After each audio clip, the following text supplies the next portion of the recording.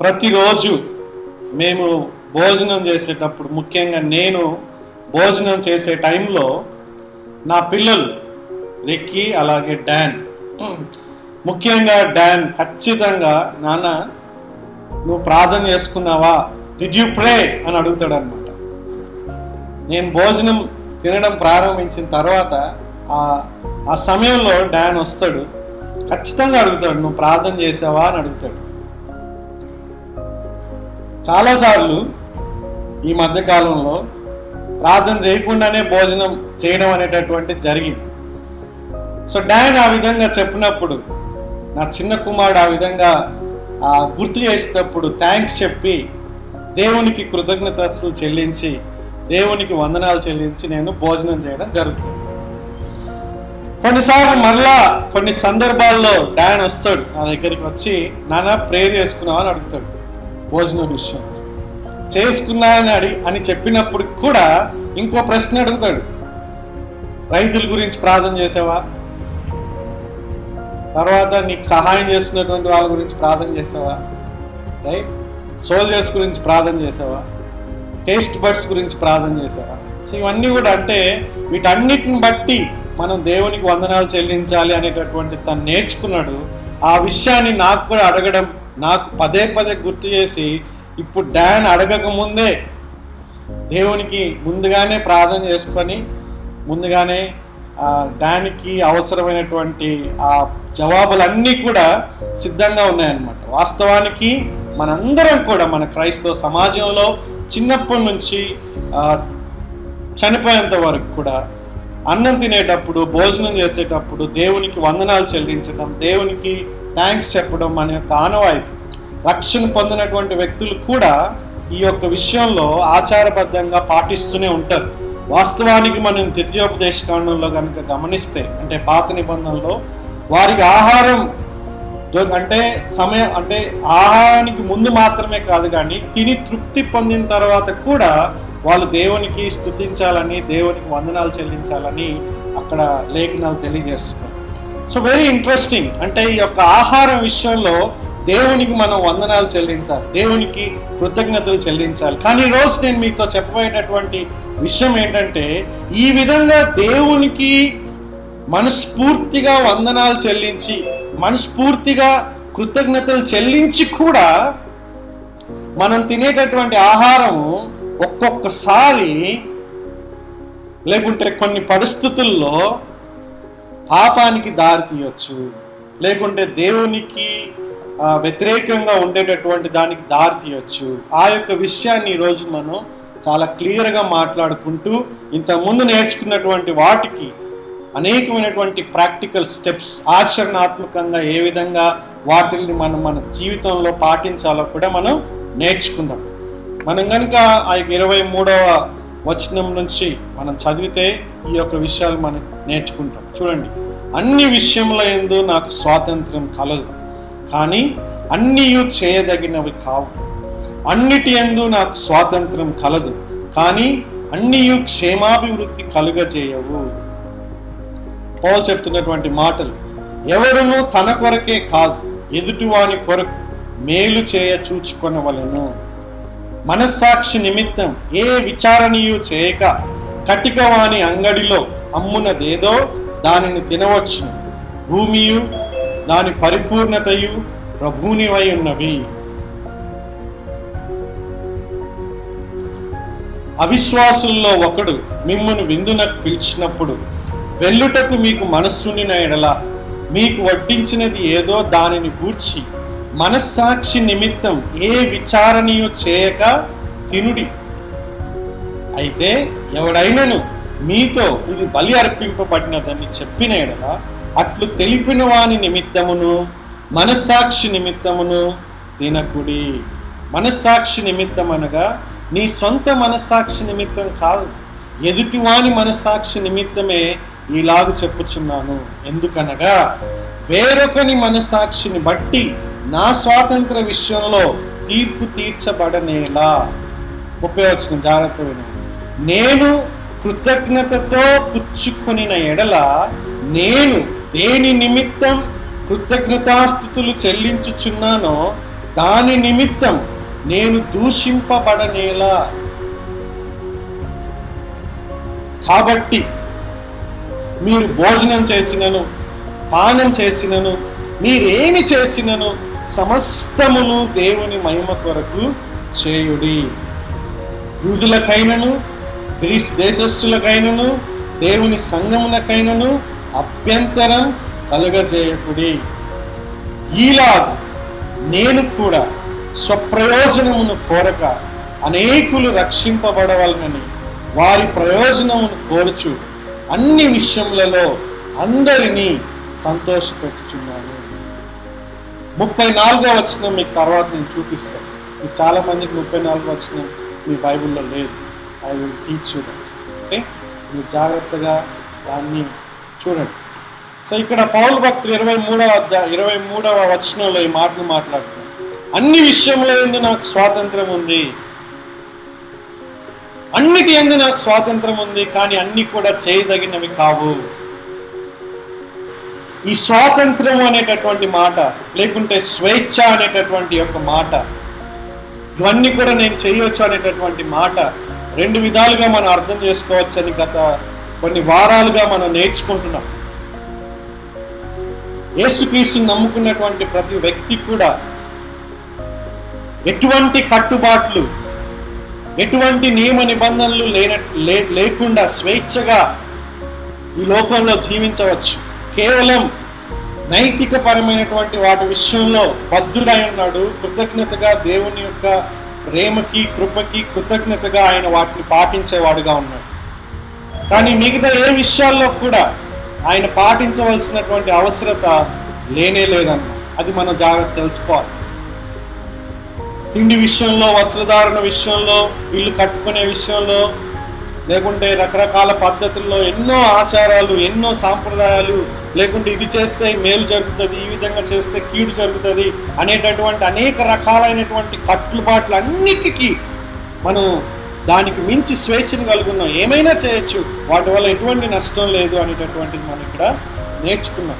ఆ విషయాన్ని ఆయన కొనసాగిస్తూ 8 అలాగే 9వ అధ్యాయంలో తన యొక్క సొంత జీవితం యొక్క ఉదాహరణని ఆయన ఇస్తాడు, తన స్వేచ్ఛని ఏ విధంగా ఉపయోగించుకోవడం లేదు.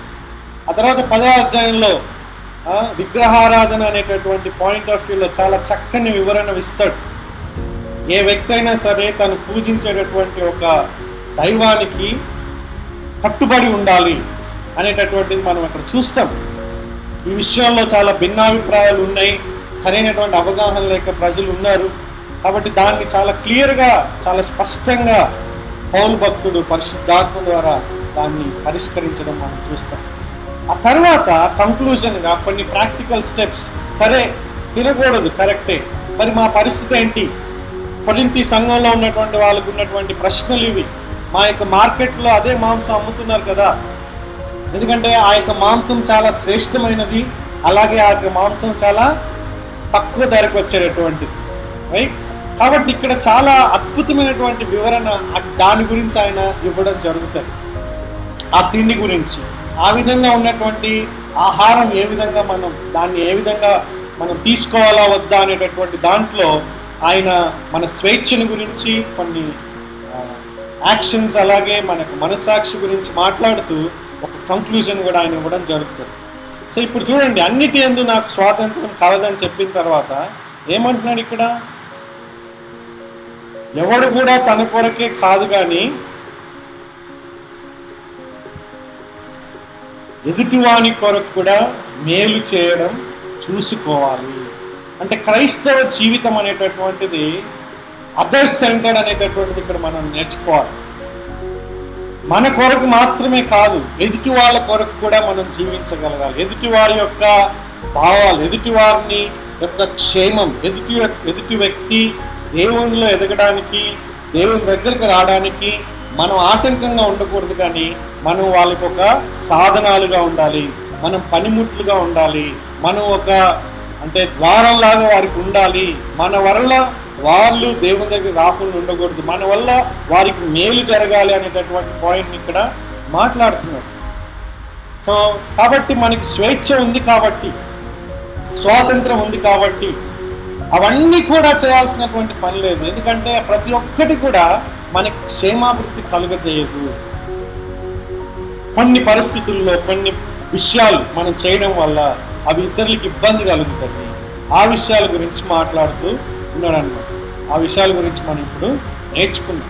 చూడండి, మొట్టమొదటిగా ఆయన ఇచ్చినటువంటి ఆ యొక్క ప్రాక్టికల్ స్టెప్ ఏంటంటే, మనస్సాక్షి నిమిత్తం ఏ విచారణయు చేయక కటికవాణి అంగడిలో అమ్మునదేదో దానిని తినవచ్చును. అంటే మార్కెట్లో మాంసం అమ్మబడుతున్నప్పుడు, లేకుంటే ఆహారం అమ్మబడుతున్నప్పుడు, లేకుంటే మన కాంటెక్స్ట్లో లేకుంటే కొబ్బరి చిప్పలు అమ్మబడుతున్నప్పుడు, లేకుంటే ఇంకా ఏదైనా సరే అర్పించి అవి అమ్మబడుతున్నప్పుడు, కొరింథీ సంఘంలో ఆ కొరింథీ ప్రాంతంలో మాంసం ఏదైనా అమ్మబడుతున్నప్పుడు మీరు ఆ మార్కెట్కి వెళ్ళండి. అంగడి అంటే షాప్.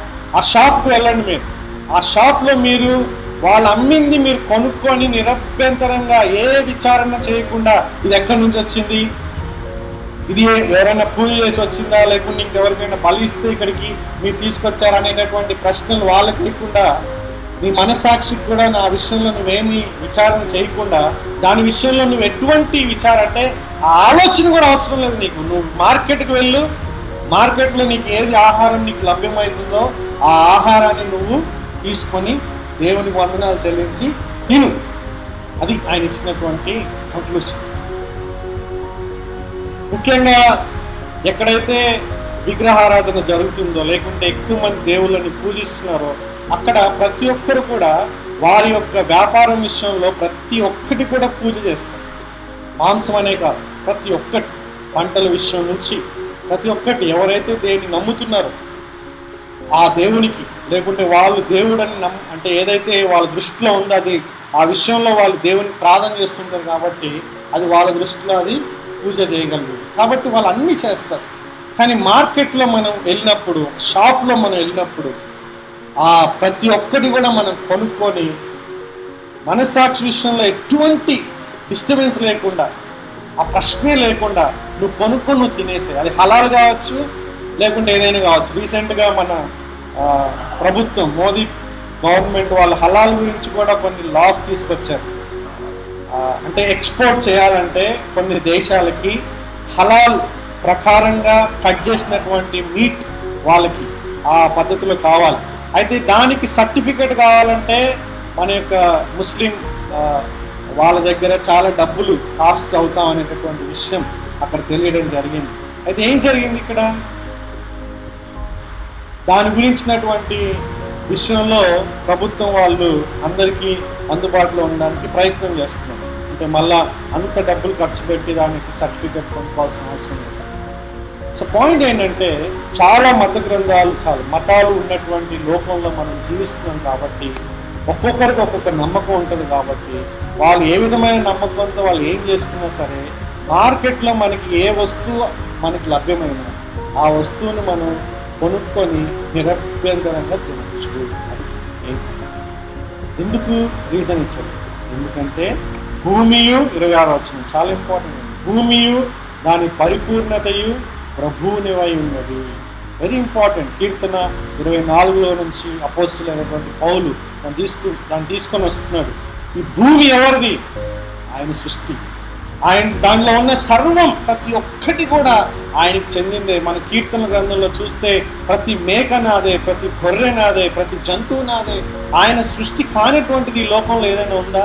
వాస్తవానికి మనం ఆదికాండ 8వ అధ్యాయం చూసినప్పుడు ప్రతి ఒక్క జంతువుని, ప్రతి ఒక్క దాన్ని 1వ అధ్యాయంలో, 1వ అధ్యాయంలో ప్రతి ఒక్క మొక్కల్ని అంటే వెజిటేషన్, అలాగే 8వ అధ్యాయంలో ప్రతి ఒక్క జంతువుని అంటే వెజిటేరియన్, నాన్ వెజిటేరియన్, ఈ రెండింటిని కూడా మానవాళికి దేవుడు అనుగ్రహించాడు. ఇవన్నీ దేవుడికి చెందినవి.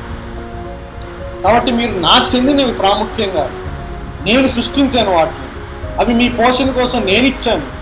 ఈ యొక్క భూమి, దాని యొక్క పరిపూర్ణత అన్నీ కూడా ఆయనవి. కాబట్టి నావే ప్రాథమికంగా దేవునికి సంబంధించింది.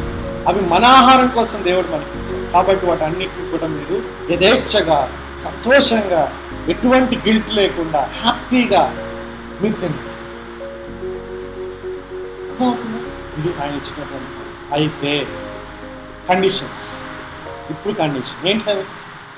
అవిశ్వాసులలో ఒకడు మిమ్మల్ని విందునకు పిలిచినప్పుడు, అంటే దేవుణ్ణి నమ్ముకున్నటువంటి ఒక వ్యక్తి మిమ్మల్ని విందునకు పిలిచినప్పుడు వెళ్ళుటకు మీకు మనస్సుని ఎడల, అంటే వెళ్ళడానికి మీకు ఇష్టం ఉన్నప్పుడు, ఖచ్చితంగా వెళ్ళాలని ఆజ్ఞ లేదు, వెళ్ళవద్దని కూడా ఆజ్ఞ లేదు, మీకు వాళ్ళ ఇంట్లో ఎటువంటి విందున్నా సరే ఆ విందుకు వాళ్ళు మిమ్మల్ని పిలిచినప్పుడు ఇంట్లో, ఆ ఇంట్లో మీకు వెళ్ళాలని మీకు మనసు ఉంటే, అంటే మీకు కోరిక ఉంటే, మీకు ఇష్టం ఉంటే, మీ యొక్క నిర్ణయం ఉంటే మీరు వెళ్ళండి. వెళ్ళి మీకు వడ్డించినది ఏదో దానిని గూర్చి మనస్సాక్షి నిమిత్తం ఏ విచారణ చేయక తినుడి.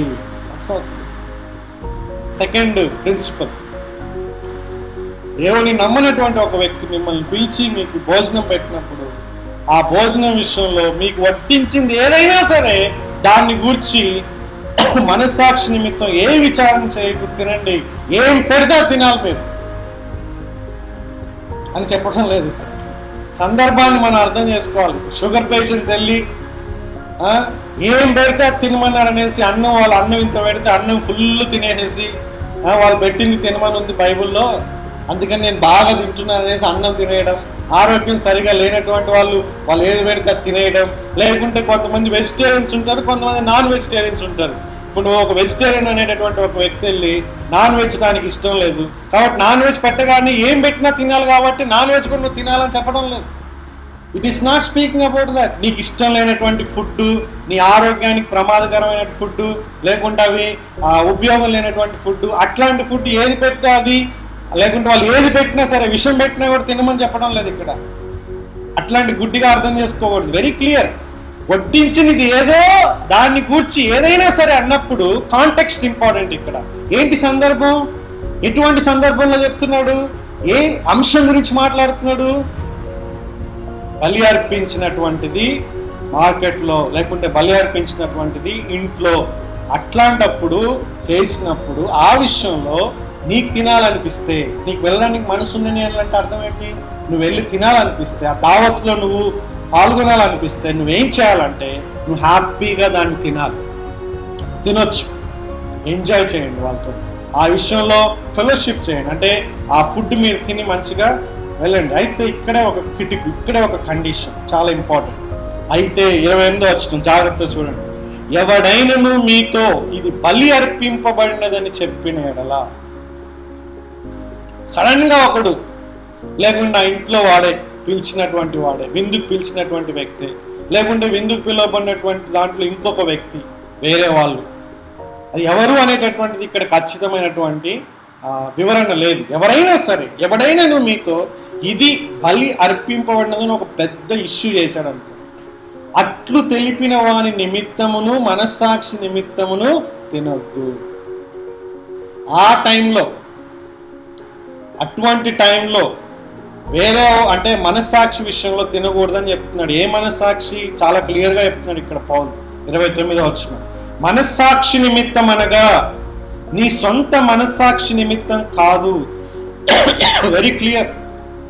It's not about your conscious. నీ కాన్షియస్ వెరీ క్లియర్, తినొచ్చు అనేటటువంటిది నీకు అర్థమైపోయింది. ఇంకా దాని విషయంలో నీకు ఎటువంటి పొరపాటు లేదు.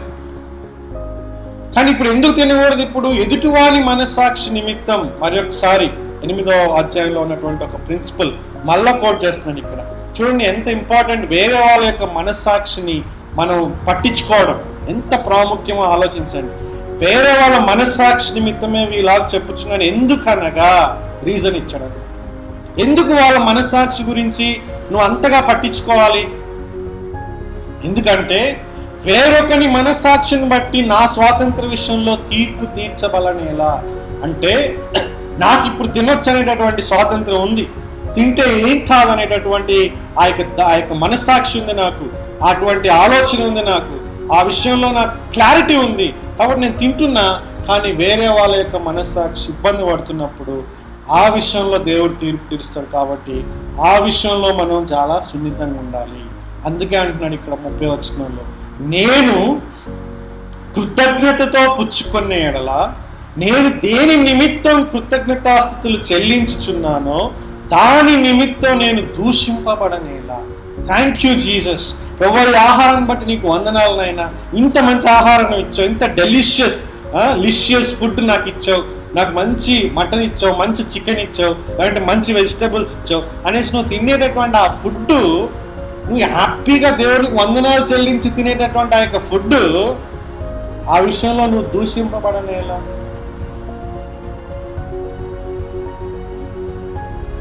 దయచేసి జాగ్రత్తగా అర్థం చేసుకోండి. ఇవన్నీ కూడా దేని గురించి మాట్లాడుతున్నారు?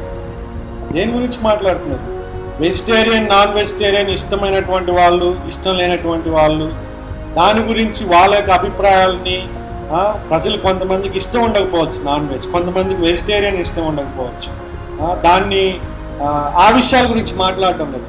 చాలా ఇంపార్టెంట్ ఏంటంటే, మన మామూలుగా వేరే వాళ్ళకి నచ్చినటువంటి విషయాలు అవి కాదు.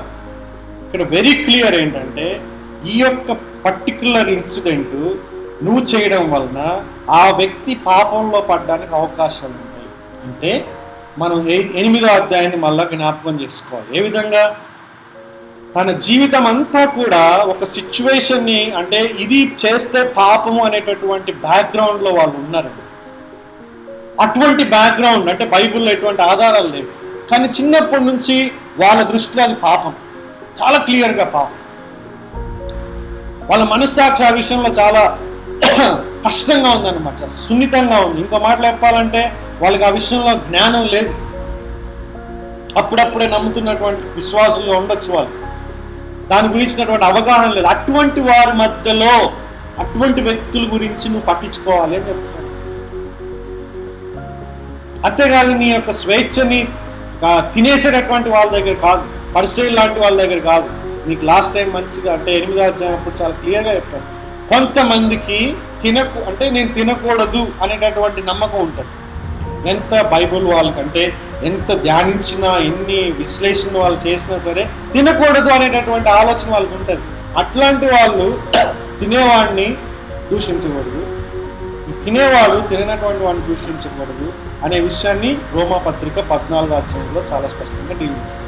కానీ ఇక్కడ మనం ఏం చూస్తున్నామంటే, ఒక విషయంలో ఇది పాపం, నా దృష్టిలో ఇది దేవునికి చాలా అంటే వ్యతిరేకం అనేటటువంటి నమ్మకం కలిగినటువంటి వ్యక్తి యొక్క మనస్సాక్షిని నువ్వు డిస్టర్బ్ చేయవచ్చు. అంటే ఎంతో జాగ్రత్త కలిగి ఉండాలి. ముఖ్యంగా ఈ యొక్క పాయింట్ తోటి విశ్వాస గురించి మాట్లాడుతుంది తెలుసా.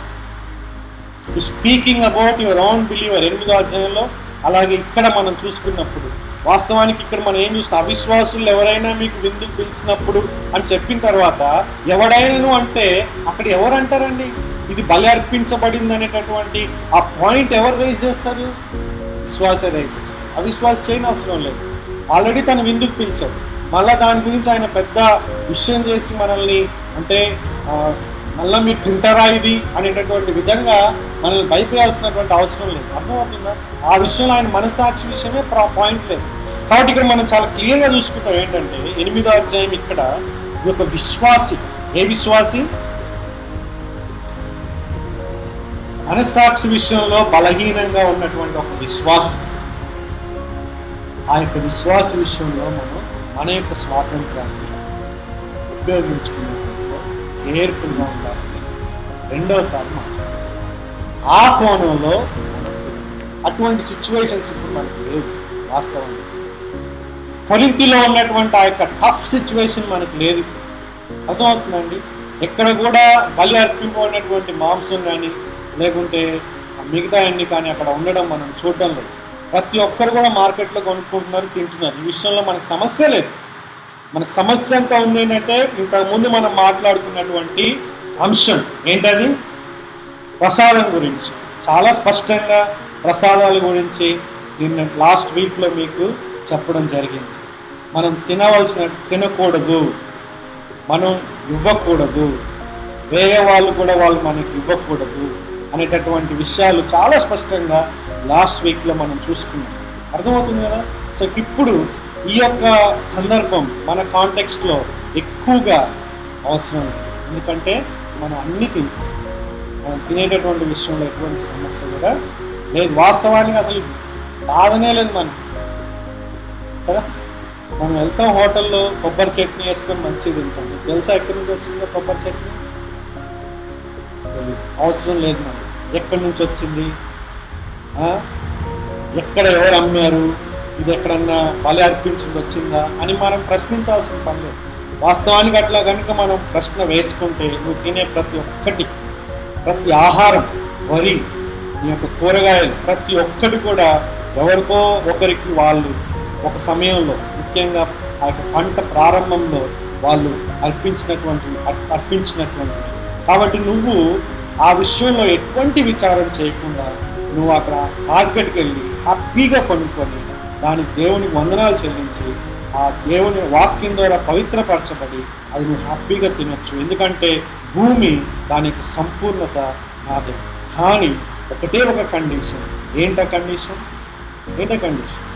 వేరే వాళ్ళు ఈ విషయం ఏదైనా సరే, ఇది పర్టికులర్గా ఇది బలర్పించబడినటువంటి పదార్థాన్ని ఈ విధంగా చేశారు, మనం తినకూడదు, మీరు ఎందుకు తింటున్నారు అనేటటువంటి కాంటెక్స్ట్లో అప్పుడు ఆ వ్యక్తిని బట్టి మనం తినకూడదు. ఈ విషయంలో ఒక అవిశ్వాసి బాధపడినా పర్వాలేదు, కానీ విశ్వాసిని బాధపెట్టద్దని చెప్తున్నారు. మీరు ఎప్పుడైనా గమనించారా ఈ పాయింట్? ఇప్పుడు అవిశ్వాసి పిలిచాడు మనకి, అక్కడ ఒక విశ్వాసి, అది విశ్వాసం లేదు కానీ ఒక విశ్వాసి మనస్సాక్షి అక్కడ ప్రకారంగా ఇది అర్పించబడింది అని చెప్తున్నారు. ఈ రెండిట్లో కూడా ప్రయారిటీ ఎవరండి మనకి? విశ్వాసం. Very clear. మన అవిశ్వాసులకు అభ్యంతరకరంగా ఉండకూడదు, విశ్వాసులకు అభ్యంతరకరంగా ఉండకూడదు, కానీ ప్రయారిటీ ఎవరండి? విశ్వాసం. అంటే నీ తోటి విశ్వాసం. ఇంకా ఎవరు? అప్పుడప్పుడే విశ్వాసంలో ఎదుగుతున్నటువంటి విశ్వాసులు. వాళ్ళ జీవితంలో ఇది ఒక్కటే కాదు, వాళ్ళ జీవితంలో వాళ్ళ దృష్టిలో ఏదైతే పాపమని వాళ్ళు నమ్ముతున్నారో ఆ విషయంలో, వాళ్ళ యొక్క మనస్సాక్షి విషయంలో మనం సున్నితంగా ఉండాలి అని మరలా చెప్తున్నారు. అది చాలా విషయాలు ఉండొచ్చు. పాశ్చాత్య దేశంలో అయితే వైన్ గురించి, ఈ యొక్క ద్రాక్ష రసం గురించినటువంటి, ఇండియాలో సమస్య లేదు. వాళ్ళకి ఉన్నటువంటి కల్చర్, మనం టీ తాగే విధంగా వాళ్ళు వైన్ తాగుతారు. వాళ్ళకున్నటువంటి సంస్కృతి, అలాగే వాళ్ళకున్నటువంటి వాతావరణ పరిస్థితుల ప్రభావం వల్ల అది వాళ్ళ దృష్టిలో సహజం. అయినా కూడా కొంతమంది క్రైస్తవులు వైన్ తాగడానికి ఒప్పుకోరు. కొంచెం ఫుల్ తాగమని ఎక్కడ కూడా లేదు, అది పాపమని బైబిల్ చాలా స్పష్టంగా చెప్తుంది. తాగుబోతులు నరకానికి వెళ్తారని కూడా బైబిల్ చెప్తుంది. అయితే పాశ్చాత్య దేశం వాళ్ళ గురించి మాట్లాడుతుంది. అట్లాగా కల్చర్కి, ప్రాంతానికి, స్థానిక సంఘానికి, ఇంకొక స్థానిక సంఘానికి వాళ్ళ దృష్టిలో పాపం అనేటటువంటి విషయాలు, తేడాలు. వాస్తవానికి నేను విన్నాను, ఎంతవరకు ఇది వాస్తవమో లేదో నాకు తెలియదు. మీఠా పాన్ అంటే పాన్ వేసుకోవడమే పాపం కొంతమంది దృష్టి. అంటే చెన్నై అనేటటువంటి ప్రాంతంలో ఉండే క్రైస్తవుల గురించి మాట్లాడుతాను. మరి ఒకవేళ చెన్నై ఉన్నటువంటి వ్యక్తులు ఎవరైనా చూస్తే నన్ను క్షమించాలి మీరు. అంటే నాకు తెలిసింది నేను మాట్లాడుతాను. మీఠా పాన్ మామూలుగా మా ప్రాంతంలో, నెల్లూరు ప్రాంతంలో పెళ్లి భోజనంలో ఖచ్చితంగా ఇస్తారు మీఠా పాన్. కానీ మీఠా పాన్ అనేటటువంటిది నువ్వు పాన్ షాప్లో ఎవరైనా ఒక విశ్వాసం చూసామంటే అది చాలా కష్టం, వాళ్ళకి తట్టుకోలేదు. ఎందుకంటే వాళ్ళ దృష్టిలో అది పాపం కావాలి చిన్నప్పటి నుంచి. ఎందుకంటే అది వేరే పాన్ కూడా ఉంటుంది, రైట్? కాబట్టి ఇట్లాంటి విషయాలు ప్రాక్టికల్గా చాలా ఉన్నాయి. కాబట్టి ఏ విషయంలో అయితే నీకు క్లారిటీ ఉంది, నీ మనస్సాక్షి క్లారిటీ ఉంది, ఆ విషయాల్లో మిగతా విశ్వాసుల విషయంలో మీరు జాగ్రత్తగా ఉండండి అని చెప్తున్నారు. అలాగే వెరీ క్లియర్గా బైబిల్లో స్పష్టంగా లేనటువంటి ఏ విషయంలో అయినా సరే నీ మనస్సాక్షికి వ్యతిరేకంగా నువ్వు వెళ్ళవద్దు, నీ మనస్సాక్షికి వ్యతిరేకంగా నువ్వు జీవించు. అలాగే నీ తోటి విశ్వాసుల యొక్క మనస్సాక్షి గురించి కూడా నువ్వు ఆలోచించాలి. చాలా ఇంపార్టెంట్ పాయింట్ చెప్తున్నాను. నెక్స్ట్ మనం కనుక చూస్తే ఆ చెప్పిన తర్వాత కాబట్టి కంక్లూషన్ ఇప్పుడు మనకు ఒక ఆజ్ఞ ఇస్తున్నాడు. ఏంటంటే మీరు భోజనం చేసినను, పానం చేసినను, అంటే డ్రింక్, వైన్ గురించే మాట్లాడుతున్నాడు. వాళ్ళ కల్చర్లో వైన్ తాగుతారు, యూదుల కల్చర్లో, కొరింథీ కల్చర్లో తాగుతారు. లేదంటే ఇంకో మన భాషలో చెప్పాలంటే, మీరు భోజనం చేసినను టీ తాగినాను, లేకుంటే మీరు భోజనం చేసినను కూల్ డ్రింక్ తాగినాను. మీరు అంటే మనకి అది పెద్ద ట్యాబు కాదు ఇప్పుడు, కూల్ డ్రింక్స్ టీ అవన్నీ. కానీ వాళ్ళకి కష్టం. ఎవడు కూడా కూల్ డ్రింక్ ఒక జగ్గు తాగడు, వైన్ అయితేనే తాగుతాడు, సస్తాడు. తాగిపోతే కుటుంబాన్ని నాశనం చేసుకుంటా ఉన్నాడు. చాలా ఘోరం. రైట్. భోజనం చేసినను పానం చేసి, మీరేమి చేసినను, చాలా వెరీ క్లియర్, మీరేమి చేసినను అంటే ఇట్లాంటి సిచ్యువేషన్స్ గురించి మాట్లాడుతున్నాం. మీరు ఏమి చేసినారంటే మీరు చేసే ప్రతి ఒక్క సింగిల్ ఇన్సిడెంట్ గురించి కాదు. స్వాతంత్రం ఉండి బైబిల్లో స్పష్టంగా చేయొచ్చు చేయకూడదు అని చెప్పకుండా, వాటి విషయం కాకుండా బైబిల్లో స్పష్టంగా లేదు కానీ నువ్వు చేయొచ్చు అనేటటువంటి మనస్సాక్షి నీకు ఉంది, అటువంటి విషయాలు ఏదైనా సరే అని అర్థం. క్లియర్? నీ మనస్సాక్షి ప్రకారంగా బైబిల్లో స్పష్టంగా లేనటువంటి వాటి విషయంలో నువ్వు ఏది చేసినా సరే సమస్తం కూడా దేవుని మహిమ కొరకు చేయదు.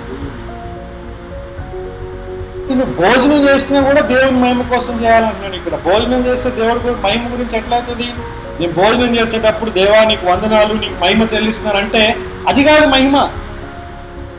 ఈ మహిమ అనేటటువంటి పదాన్ని మనం చాలా తప్పుగా అర్థం చేసుకుంటున్నాం.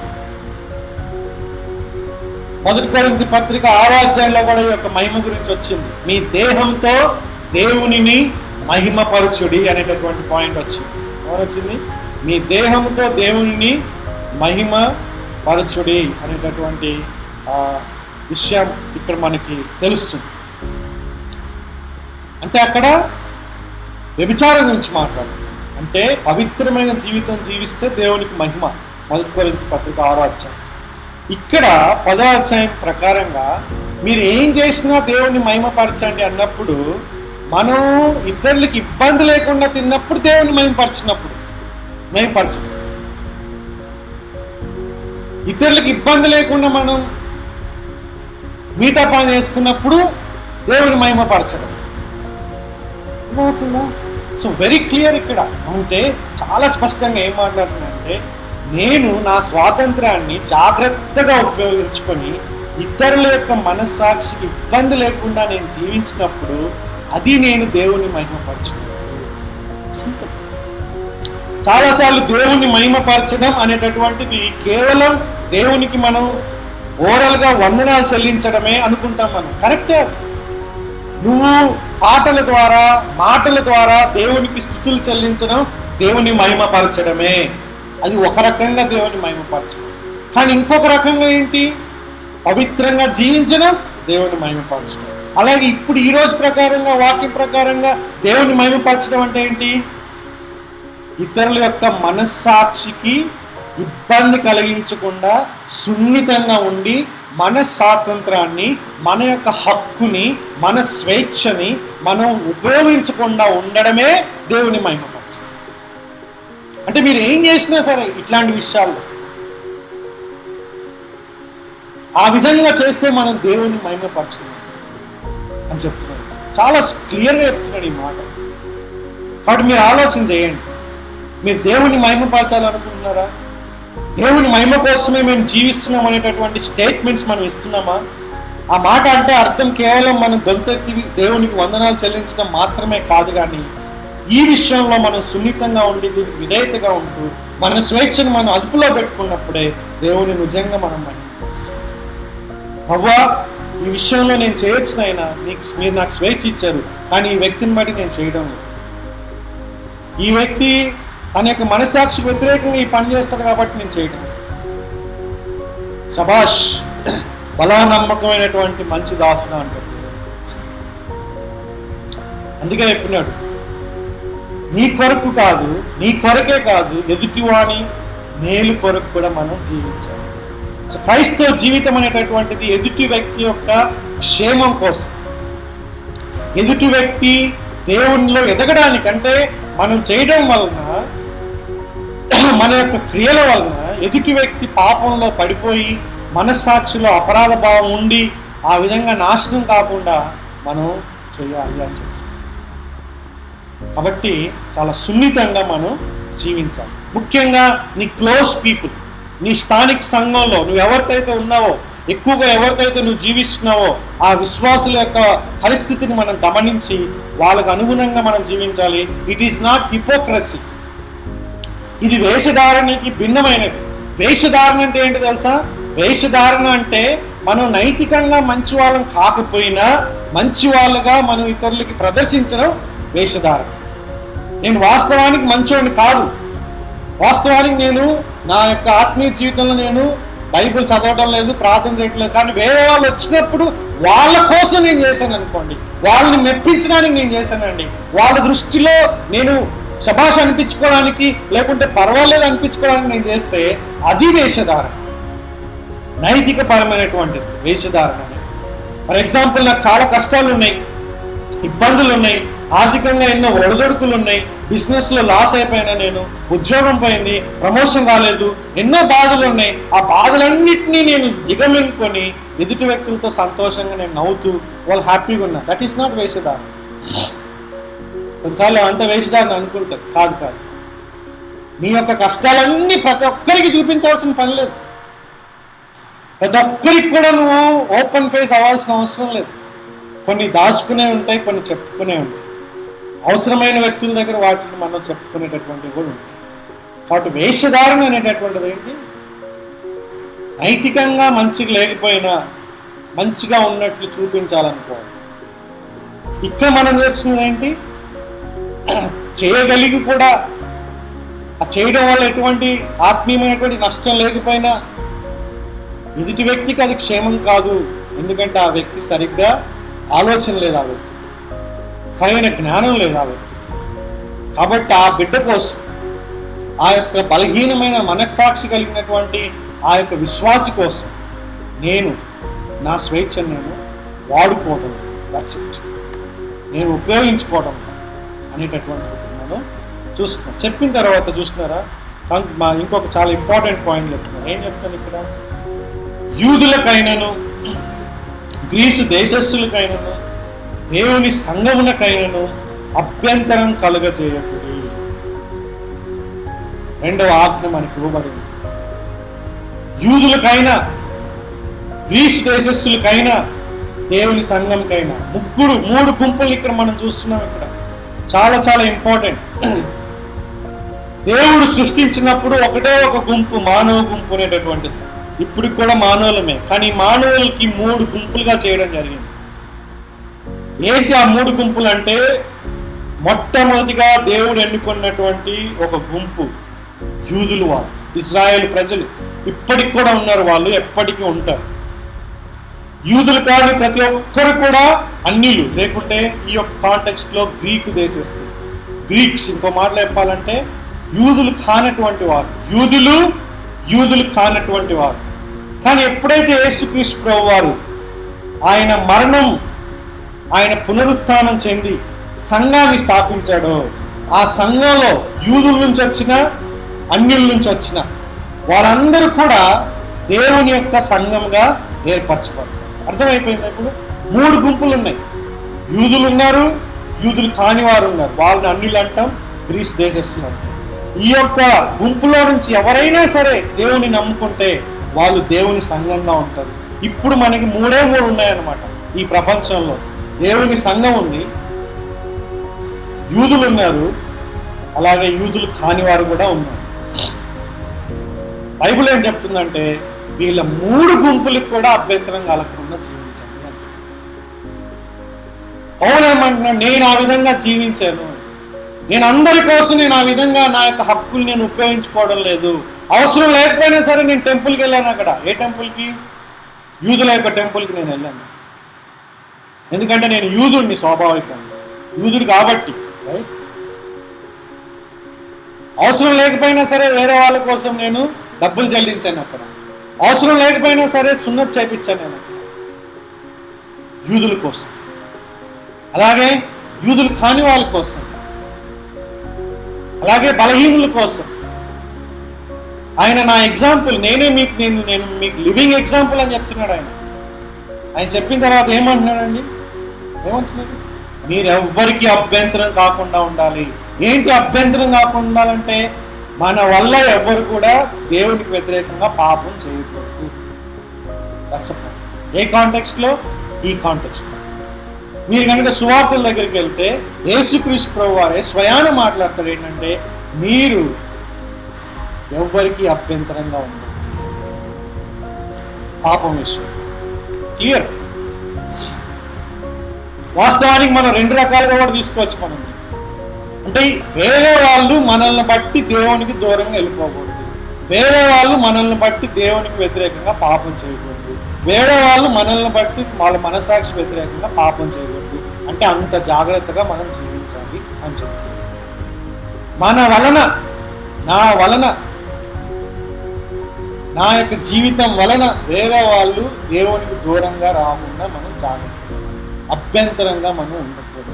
మనం వాళ్ళు పాపం చేయడానికి మనం కారణంగా ఉండకూడదు.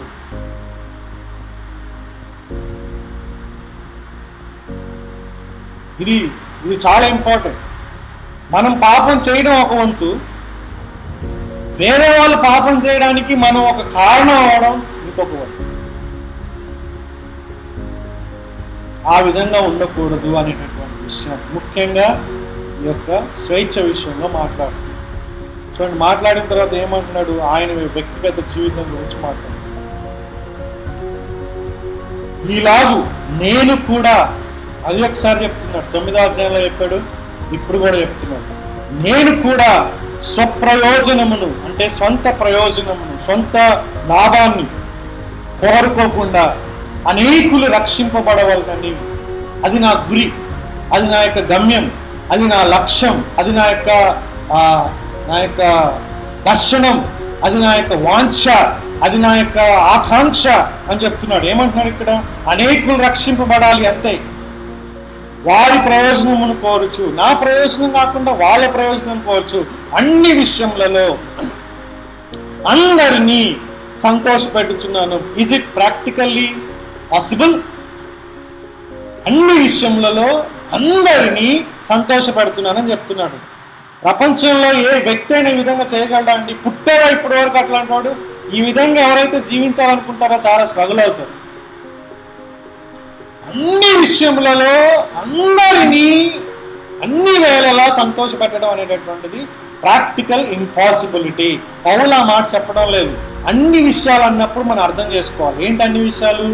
యూదుల విషయంలో, అన్యుల విషయంలో, ధర్మశాస్త్రం లేని విషయంలో, మనసాక్షి విషయంలో, ఇట్లాంటి విషయాల్లో నేను వాళ్ళందరినీ సంతోషపెడుతున్నానని చెప్తున్నాడు. అది పాయింట్. అక్కడ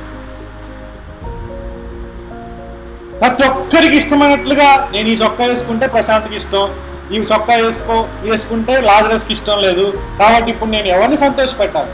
గడ్డం చేసుకుంటే మా అమ్మకి ఇష్టం, గడ్డం లేకుంటే మా నాన్నకి ఇష్టం, ఎవరిని సంతోషపెట్టాలి? మీసాలు ఉంటే ఇంకొకరికి ఇష్టం, మీసాలు లేకపోతే ఇంకొకరికి. ఏంటండి ఇట్లాంటిది కాదు.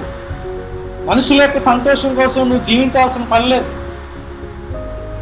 అవసరమైనప్పుడు వాళ్ళ క్షేమం కోసం నువ్వు జీవించాలి. ఇక్కడ సంతోషం అనేటటువంటి పాయింట్ ఏంటంటే వాళ్ళ యొక్క క్షేమం, నీ వల్ల వాళ్ళు ఇబ్బంది పడకూడదు, అది.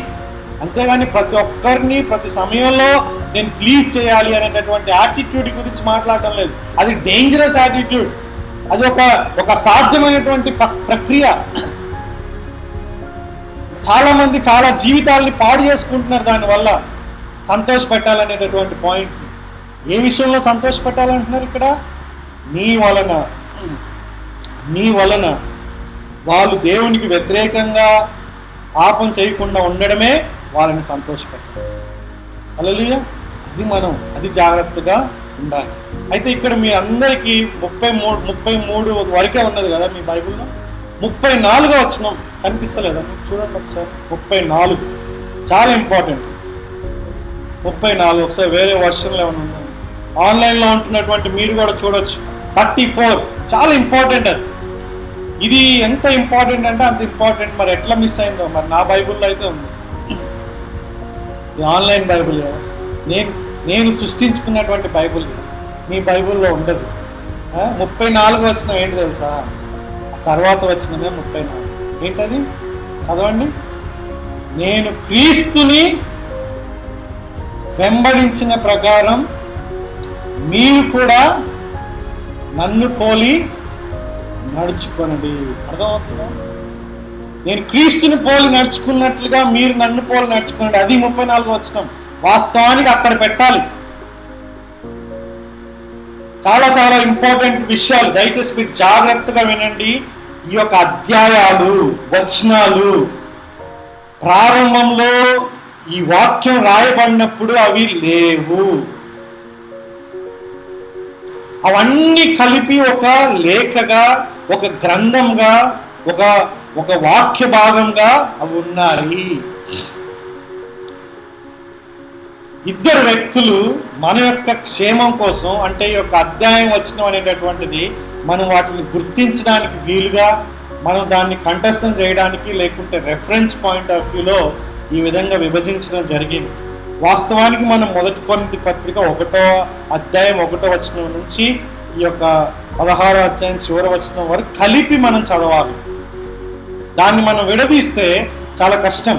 కానీ సాధ్యమైనంత వరకు వీళ్ళు దాదాపు చాలా అద్భుతంగానే ఆ యొక్క సెక్షన్ చేశారు. కానీ ఈ 11వ వచనం 1వ వచనం, 11వ అధ్యాయం 1వ వచనం ఈ 10వ అధ్యాయం 34 వస్తే చాలా కరెక్ట్గా ఉంటుంది అనమాట. ఎందుకంటున్నాడు ఇక్కడ, నేను క్రీస్తుని పోలి నడుచుకున్నట్లు మీరు కూడా నడుచుకోండి. ఎందుకు ఈ మాటలు చెప్తున్నాడు ఇక్కడ పౌలు? నన్ను పోలి మీరు నడుచుకోండి అన్నప్పుడు చాలా పవర్ఫుల్ మైండ్ చెప్పాడు ఇక్కడ. చాలా చాలా చాలా ఇంపార్టెంట్. ఇప్పుడు మనం జాగ్రత్తగా వినాలి. ముగింపులోకి వస్తున్నాం మనం. ఈ మాట ఎవరన్నా చెప్పాలంటే ఒక సేవకుడు చాలా భయపడతాడు. ఏమంటాడు? మీరు నన్ను పాటించినా పాటించకపోయినా పర్వాలేదు, క్రీస్తుని పాటించండి అంటే. అవునా? అది కొంచెం వినయం లేకుంటే తగ్గింపులా కనిపిస్తుంది మనకి. మీరు నన్ను పాటించినా పాటించకపోయినా పర్వాలేదు, నన్ను పాటించవద్దు, దేవుణ్ణి పాటించండి అంటాడు. అసలు కరెక్టే, కానీ మీరు కరెక్ట్గా సగమే చెప్పారు. మీరు దేవుణ్ణి పాటించాలనేది కరెక్ట్. 1 యోహాను పత్రిక 2వ అధ్యాయం 6వ వచనం, మనం ఆయన అడుగు జాడలేదు మనం నడవాలి. కరెక్ట్ అది. కానీ అంతతో అయిపోదు. నూతన నిబంధనకు ఉన్నటువంటి శక్తి, లేకుంటే నూతన నిబంధనలో విశ్వాసకి దేవుడిచ్చినటువంటి ఆ యొక్క ప్యాకేజ్ ఏంటి తెలుసా? రూల్స్ కాదు, లైఫ్. జాగ్రత్తమేనండి. నువ్వు నేను పాత నిబంధనలో లేను, మనం కొత్త నిబంధనలో ఉన్నాం. అంటే అర్థం ఏంటి? మీరు ఇవి చెయ్యండి అని చెప్పేటటువంటి దాంట్లో లేము ఇప్పుడు మనం. నేను ఇవి పాటిస్తున్నాను, మీరు కూడా నన్ను పాటించండి. ఎందుకంటే నేను పాటించేటటువంటి, అంటే ఇవి రాసినటువంటి, లేకుంటే నాకు ఉదాహరణగా ఉన్నటువంటి నా యేసయ్యని నేను పాటిస్తున్నాను. నేను క్రీస్తుని వెంబడిస్తున్నట్లుగా మీరు నన్ను కూడా వెంబడించండి అని చెప్పగలిగేటటువంటి స్థాయిలో ప్రతి ఒక్క విశ్వాసి, ప్రతి ఒక్క సేవకుడు ఖచ్చితంగా ఉండాలి.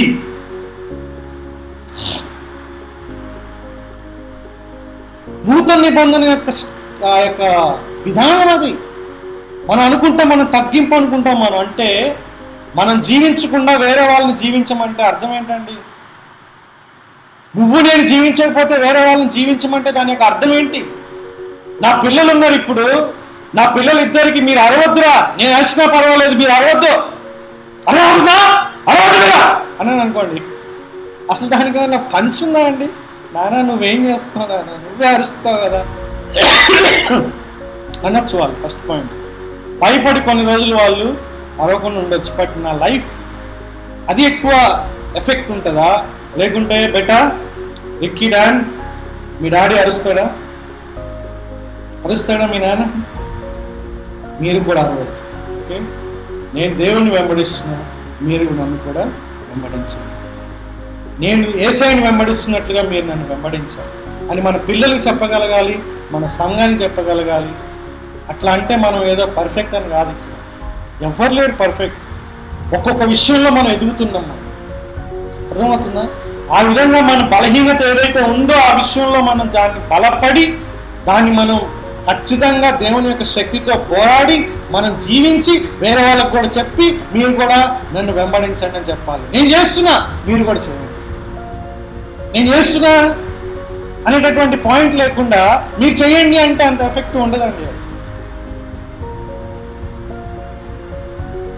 ఎవరైనా సరే, నువ్వెవరైనా సరే నూతన నిబంధనలు అంటే యేసయ్యని నమ్ముకున్నటువంటి వ్యక్తిగా పౌలులాగా చాలాసార్లు చాలా మందికి ఉండే తప్పుడు అవగాహన చెప్తా నేను.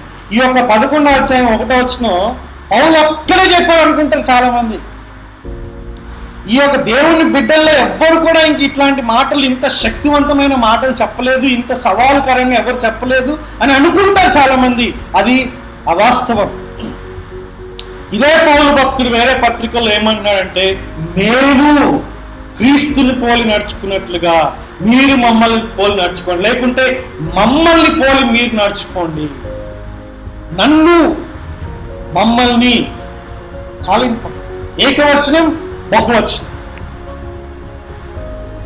అది మీకు హోంవర్క్. ఇప్పుడు ఎక్కడుంది కనుక్కోవాలి మీరు. పత్రికల్లో ఉంది, రైట్? పౌలు రాసినటువంటి పత్రికల్లో ఉంది. మేము క్రీస్తుని వెంబడిస్తున్నట్లుగా మీరు మమ్మల్ని వెంబడించమనేటటువంటి పాయింట్. కాబట్టి నూతన నిబంధనలో ప్రతి ఒక్క విశ్వాసి కూడా ఈ మాట చెప్పాలి. కానీ ఇప్పుడున్నటువంటి పరిస్థితుల్లో ఎంత సమస్య తెలుసా అండి? చాలా క్లియర్. ఇక్కడ చూడండి, 2-3 కన్ఫ్యూజన్స్ ఉన్నాయి, but I want to clarify it. ఒకటి ఏంటంటే, నేను వెంబడించకపోయినా మీరు వెంబడించండి అనేది ఒక సరైనటువంటిది కాదు, రైట్? అలాగే మీరు నన్ను వెంబడించండి అనేటటువంటిది కూడా కరెక్ట్ కాదు. మనం ఎవరిని వెంబడించాల్సినటువంటి పని లేదు. ఏ వ్యక్తిని కూడా నువ్వు నేను వెంబడించాల్సిన పని లేదు. ఎప్పుడు వెంబడించాలి? ఆ వ్యక్తి క్రీస్తుని వెంబడిస్తే ఆ వ్యక్తిలాగా నువ్వు జీవించాలంతే. వ్యక్తుల్ని వెంబడించడానికి కాదు, క్రీస్తుని వెంబడించడానికి. ఆ క్రీస్తుని వెంబడిస్తున్నటువంటి వ్యక్తి చెప్పగలగాలి. కానీ నువ్వు నేను బయట నుంచి ఎవరిని వెంబడించాలి? మనం ఒక సెలబ్రిటీని పెట్టుకొని, ఒక సేవకుని పెట్టుకొని, లేకుంటే ఒక వ్యక్తిని పెట్టుకొని, ఒక ముఖ్యమంత్రిని పెట్టుకొని, ఒక రాష్ట్రపతిని పెట్టుకొని, లేకుంటే ఇంకొక దైవసేవకుని పెట్టుకొని, ఒక మత బోధకుని పెట్టుకొని, ఆ విధంగా నేను వాళ్ళ ప్రకారంగా జీవిస్తానంటే కుదరదు. వాళ్ళు పాపం చేస్తారు, నువ్వు కూడా చేస్తావా? అట్లానే అయిపోతుందండి. ఏ వ్యక్తులైతే, ఎవరైతే ఈ యొక్క సెలబ్రిటీస్ని, లేకుంటే బహిరంగంగా దేవుని బిడ్డలు అని చెప్పుకుంటున్నారు, లేకుంటే నేను దేవుని వెంబడిస్తున్నానని చెప్పుకొని వాళ్ళ జీవితం దాని ప్రకారంగా లేకుండా ఉంది. ఎంతమంది అమాయకమైనటువంటి ప్రజలు వాళ్ళలాగా జీవించడానికి ఇష్టపడుతున్నారు. ఎంతగా ఈ celebrities, I don't want to mention names, మీ అందరికి తెలుసు, క్రైస్తవులు అని చెప్పుకునేటటువంటి కొంతమంది ప్రఖ్యాతిగాంచినటువంటి వ్యక్తులు ఉన్నారు. వాళ్ళు క్రీస్తుని వెంబడిస్తే ఆ ప్రకారంగా మీరు వెంబడించండి, ఇట్స్ ఓకే. కానీ వాళ్ళు క్రీస్తుని వెంబడించకపోతే నువ్వు వెంబడించాల్సినటువంటి పని లేదు, రైట్? చాలా చాలా ఇంపార్టెంట్. మనం ఎవరిని వెంబడించాలి? క్రీస్తుని వెంబడించాలి. ఆయన మన గురి. బైబిల్లో ఎక్కడ కూడా మీరు మనుషులు వెంబడించమని ఎక్కడ చెప్పలేదు. ఏ మనిషిని కూడా మనం వెంబడించాల్సిన పని లేదు. కానీ క్రీస్తుని వెంబడించే వ్యక్తులు చెప్పగలిగేటటువంటి పని ఏంటంటే, నేను క్రీస్తుని వెంబడిస్తున్నాను కాబట్టి నన్ను మీరు వెంబడించాలి. ఏ విషయంలో? ఇప్పుడు పౌలు ఈ మాట దేనికి చెప్పాడండి? అది కూడా ఇంపార్టెంట్. ఏ సందర్భంలో చెప్పాడు ఈ మాట? పౌలు ఒక పర్ఫెక్ట్ వ్యక్తిగా చెప్తున్నాడు ఈ మాట. అన్ని విషయాల్లో నన్ను వెంబడించండి అని చెప్తున్నాడు. ఎక్కడ? ఈ విషయంలో మాట్లాడుతున్నాడు. ఈ విషయంలో నేను క్రీస్తుని పోలి నడుచుకుంటున్నాను, నేను క్రీస్తుని పోలి నడుచుకుంటున్నా. ఈ విషయంలో సందర్భం చాలా ఇంపార్టెంట్. ఒక పర్ఫెక్ట్ వ్యక్తిగా కాదు. నేను పర్ఫెక్ట్ ఎప్పుడు? క్రీస్తుని బట్టి నేను పరిపూర్ణుణ్ణి. క్రీస్తు లేకుంటే నాకు పరిపూర్ణత లేదు. క్రీస్తు రక్తం వలన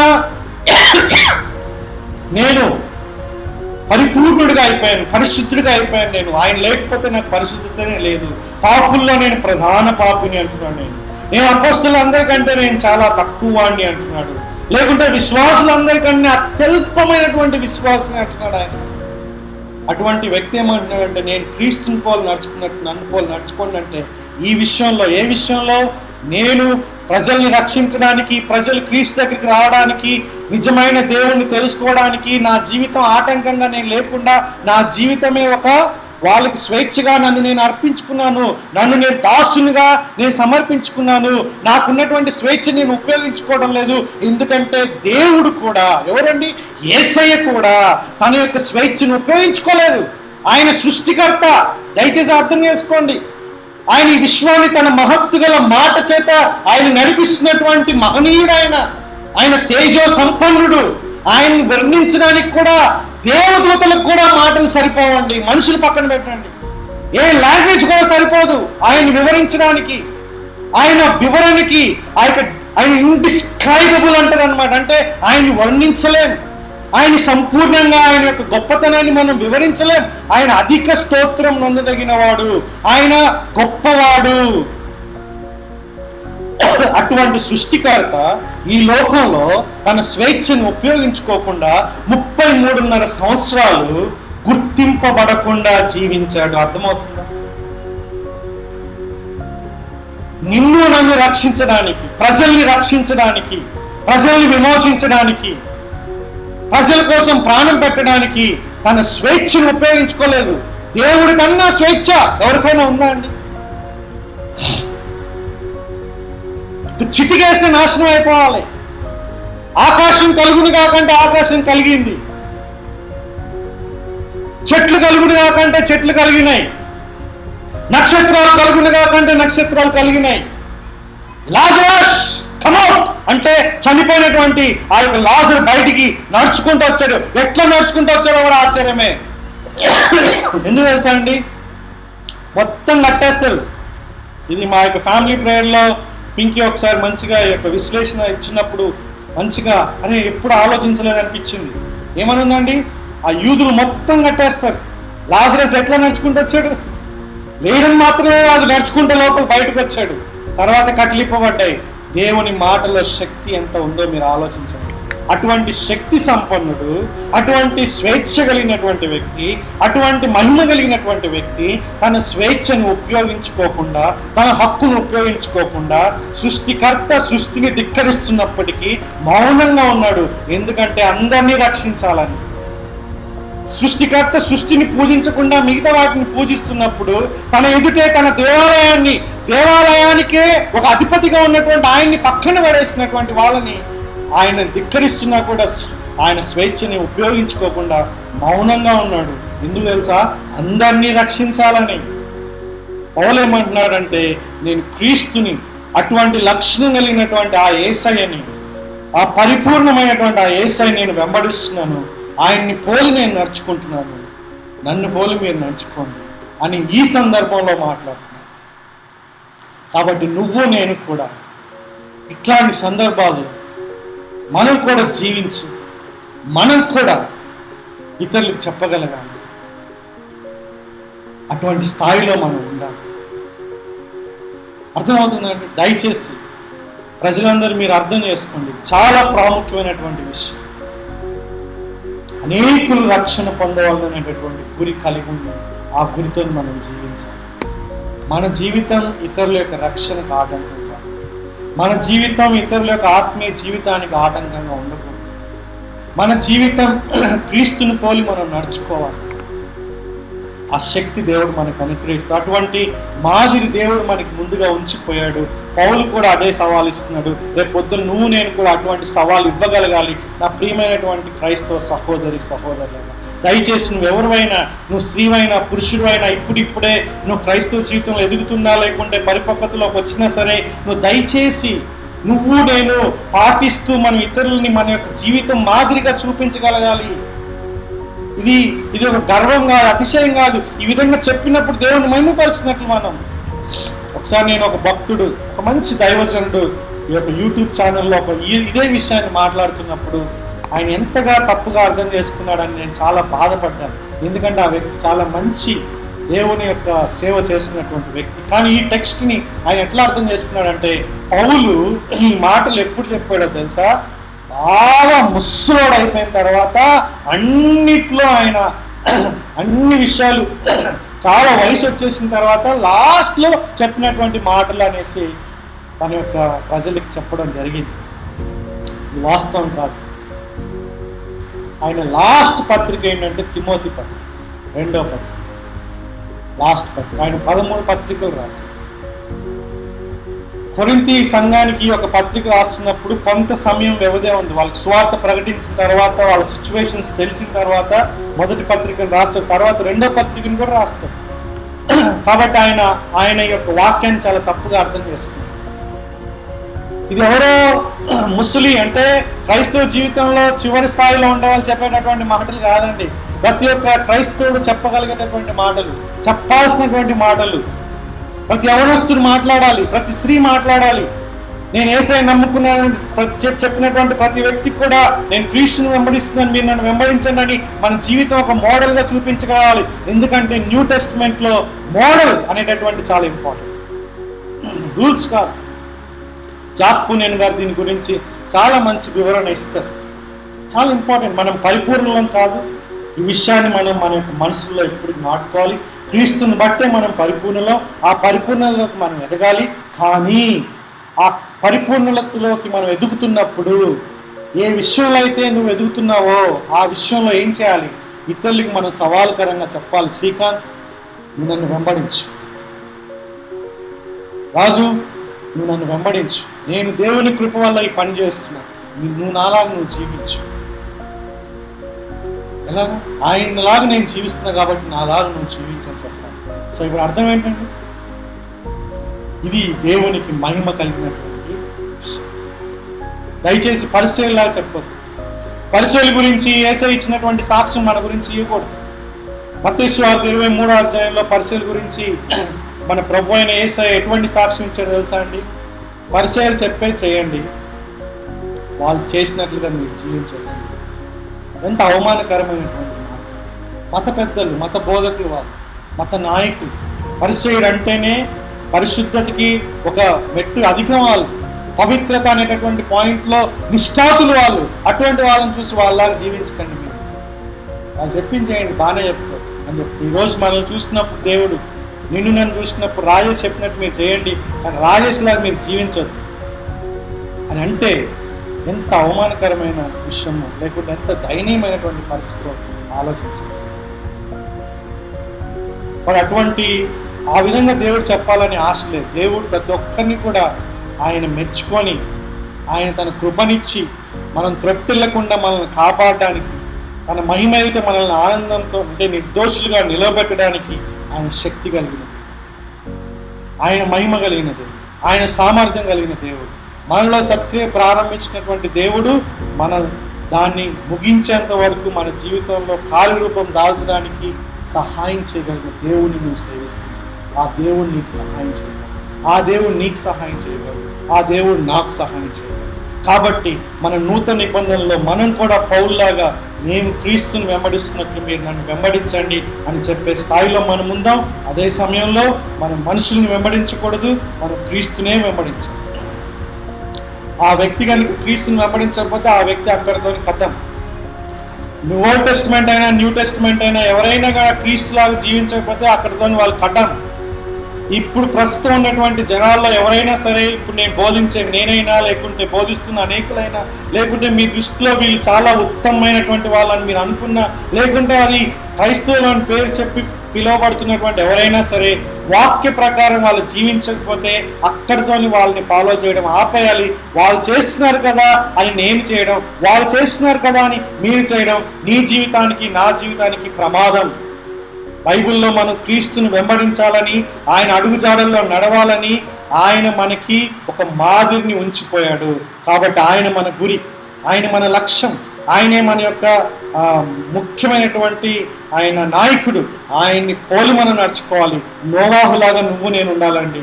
నోవాహు తన చుట్టూ ఉన్నటువంటి ప్రజలందరూ కూడా విచ్చలవిడిగా వాళ్ళు ఇష్టం వచ్చినట్లుగా వాళ్ళ మనసుల్లో, వాళ్ళ ఆలోచనల్లో, ఉద్దేశాల్లో, ప్రవర్తనలో ఉన్నప్పటికీ ఆయన యథార్థవంతుడిగా, నీతిమంతుడిగా జీవించగలిగాడు. కాబట్టి నీ చుట్టుపక్కల వాళ్ళు క్రీస్తుని వెంబడిస్తే వాళ్ళలా జీవించండి. ఒకవేళ క్రీస్తుని వెంబడించకపోతే అక్కడ ఆపేసి క్రీస్తే మీ యొక్క గురిగా పెట్టండి. దేవుడు మనల్ని దీవించును, దేవుడు మనకి సహాయం చేయను. ప్రార్థన చేసుకుంటాం. సర్వశక్తిమంతుడు అయిన మా పరలోకపు తండ్రి, సమయంలో పౌలు యొక్క జీవితాన్ని బట్టి మీకు వందనాలు చెల్లిస్తున్నాం. ఇతరుల్ని రక్షించాలని తన యొక్క స్వేచ్ఛను ఎంతగా పక్కన పెట్టేశాడు. తను తాను దాసునిగా సమర్పించుకున్నాడు. ఏం చేసినా సరే నేను ఇతరులకు మేము అభ్యంతరకరంగా ఉండకూడదు, ఇతరులు రక్షణ పొందకుండా, ఆత్మీయంగా ఎదగకుండా ఉండడానికి మేము అవరోధంగా ఉండకూడదు అనే విషయాన్ని చాలా స్పష్టంగా చెప్పారు. ఈ విషయంలో మాకు మీ యొక్క కృప అవసరం, మీ యొక్క దయ అవసరం, కనికరం మాకు అవసరం. దయచేసి ఆ విధంగా మీరు మా జీవితాల్లో కార్యరూపం చేస్తారని మేము నమ్ముతున్నాం. ఈ సంఘంలో ఉన్న ప్రతి విశ్వాసి కూడా అటువంటి జీవిత విధానాన్ని కలిగి, అయినా భర్తలుగా ఉన్నటువంటి వాళ్ళు పిల్లలకి మాదిరికరంగా, తల్లులుగా ఉన్నటువంటి వాళ్ళు పిల్లలకి మాదిరికరంగా, ప్రభా విశ్వాసులు ఇంకొక విశ్వాసకి మాదిరికరంగా ఉండడానికి సహాయం చేయండి. మా పిల్లలకి నైనా మేము ఏదైతే మేము అబద్ధాలు ఆడతలేమో మీరు కూడా ఆడొద్దు, మేము అరవడం లేదు మీరు కూడా అరవద్దు, మేము బైబిల్ చదువుతున్నాం మీరు కూడా చదవండి అని చెప్పే స్థాయిలోకి మేము రావాలి ప్రభు. నేను దయచేసి అయినా మా ఇంట్లో, మా సమాజంలో, మా యొక్క జీవితంలో మేము ఆ విధంగా అయినా మా యొక్క జీవితం ఒక మాదిరికరమైన జీవితాన్ని మేము చూపించడానికి మాకు సహాయం చేయమని యేసుక్రీస్తు యొక్క నామంలో ఈ ప్రార్థన చేస్తున్నాం.